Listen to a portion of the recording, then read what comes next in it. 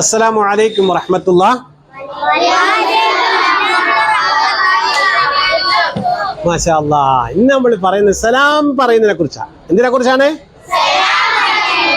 സലാം പറയാ. അസ്സലാമു അലൈക്കും എന്ന് പറയത്തില്ലയോ? നമ്മൾ എന്ത് പറയും? അസ്സലാമു അലൈക്കും. ഒരാളെ കണ്ടുമുട്ടിയാൽ ഉടനെ നമ്മൾ പറയുന്നത് എന്താണ്? ആരാണ് ആദ്യമേ സലാം പറഞ്ഞെന്നറിയോ? ആദം നബി അലൈഹി ഇസ്ലാമാ. ഏത് നബിയാ? അള്ളാഹു ആദ്യമേ പഠിച്ച മനുഷ്യൻ ആരാ? ആദം നബി അലൈഹി ഇസ്ലാം അല്ലേ? ആദം നബി അലൈഹി ഇസ്ലാമും ഹവ്വാ ബീവി റളിയല്ലാഹു അൻഹയും രണ്ടുപേരെയാണ് അള്ളാഹു തആല ആദ്യമേ പഠിച്ചത്. ആരൊക്കെയാ? ഒന്ന് ആരാണ്? ആദം നബി അലൈഹി ഇസ്ലാം അല്ലേ? പിന്നെ ആരെ സൃഷ്ടിച്ചു? ഹവ്വാ ബീബി റളിയല്ലാഹു അൻഹയും. അല്ലാഹ് പടച്ചു ആദമിനെ, അബുൽ ബശറാം ആദമിനെ കളിമണ്ണാലെ സൃഷ്ടിച്ചു, പേരുകളെല്ലാം പഠിപ്പിച്ചു. ആദം നബിക്ക് ഇണയായി, ഹവ്വാ ബീവി തുണയായി, മക്കളവർക്ക് ഉണ്ടായി, മനുഷ്യലോകം വലുതായി, മനുഷ്യലോകം വലുതായി. കണ്ടോ? അല്ലാഹ് പടച്ചു ആദമിനെ, അബുൽ ബശറാം ആദമിനെ കളിമണ്ണാലെ സൃഷ്ടിച്ചു, പേരുകളെല്ലാം പഠിപ്പിച്ചു. ആദം നബിക്ക് ആദരവായി മലക്കുകളന്നു സുജൂദിലുമായി.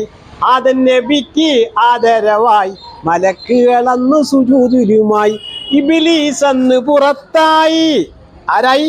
ഇബ്ലീസ് അന്ന് പുറത്തായി, ശാപം കിട്ടിയ ആളായി. ആദം നബിക്ക് ഇണയായി, ഹവ്വാ ബീവി തുണയായി, മക്കൾ അവർക്ക് ഉണ്ടായി, മനുഷ്യലോകം വലുതായി, മനുഷ്യലോകം.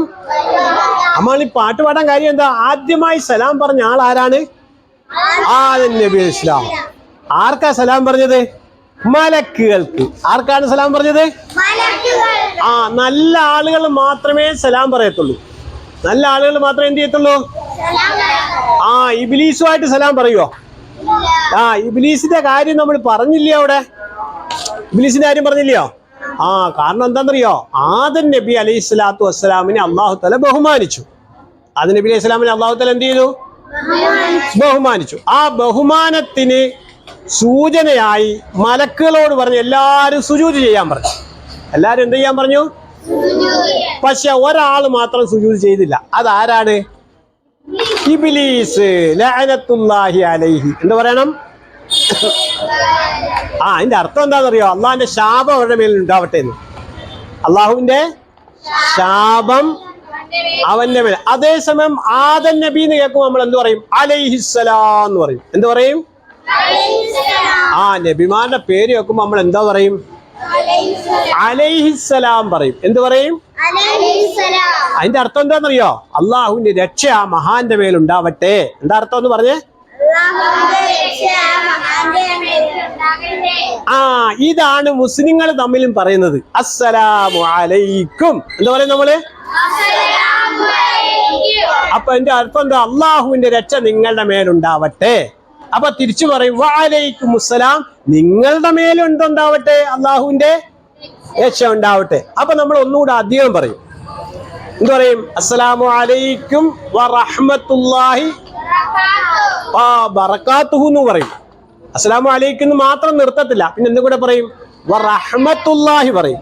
അള്ളാഹുവിന്റെ അനുഗ്രഹം ഉണ്ടാവട്ടെ, വബറകാതുഹു അള്ളാഹുവിന്റെ ബറക്കത്തുകളും ഉണ്ടാവട്ടെ. ഇതെല്ലാം അങ്ങോട്ട് പറയും. ആരോട് പറയും? സലാം പറയുന്ന ഒരു അമലി. അപ്പൊ ആദ്യമായി സലാം പറഞ്ഞ ആളുടെ പേര് നമ്മൾ ഓർമ്മയുണ്ടല്ലോ. ആരാണ്? ആർക്കാ സലാം പറഞ്ഞത്? മലക്കുകൾക്ക്. അന്നേ സലാം തുടങ്ങിയതാ. ഇപ്പൊ തുടങ്ങിയാന്നാ സലാം? അല്ല. ഒരു മനുഷ്യനെ കണ്ടുമുട്ടിയാൽ സലാം പറയുന്നത് എപ്പോഴാണ്? മനുഷ്യന്റെ സൃഷ്ടിപ്പ് എന്നാ തുടങ്ങിയ അന്ന് തൊട്ട്. മനുഷ്യനെ സൃഷ്ടിച്ച അള്ളാഹു തആല എന്നാ സൃഷ്ടിച്ച അന്ന് മുതൽ എന്തുണ്ട്? സലാം പറയണം. ഇന്ന് നമ്മൾ ആ സലാമിന്റെ വാക്കുകളാണ് എഴുതുന്നത്. സലാം എങ്ങനെ എഴുതണം നമുക്ക് അറിയണ്ടേ? സലാം എന്ന് എഴുതണ്ടേ? ആ പദങ്ങൾ തെറ്റരുതല്ലോ. ആ പദങ്ങൾ തെറ്റിയാൽ വേറെ അർത്ഥങ്ങളാവും, വേറെ അസ്സലാമു അലൈക്കും എന്ന് എഴുതുമ്പോഴേ ആ കുറേ പദങ്ങളുണ്ട്. ഉദാഹരണം പറഞ്ഞാൽ ബിസ്മില്ലാഹിർ റഹ്മാനിർ റഹീം എഴുതുമ്പോൾ കുറേ അക്ഷരങ്ങളില്ലയോ? ബിസ്മിയിൽ എത്ര അക്ഷരം ഉണ്ടെന്നറിയോ? 19 അക്ഷരമുണ്ട്. എത്ര അക്ഷരമുണ്ട്? 19 ഹർഫുകളുണ്ട്. അതൊക്കെ നമുക്ക് പഠിക്കണം ഇൻഷാ അല്ലാഹ്. നമ്മൾ എഴുതാൻ പോകുന്നത് എന്താ അറിയോ? അസ്സലാമു അലൈക്കും വറഹ്മത്തുള്ളാഹി എന്ന് എഴുതാൻ പോകുന്നത്. എന്താ എഴുതാൻ പോകുന്നത്?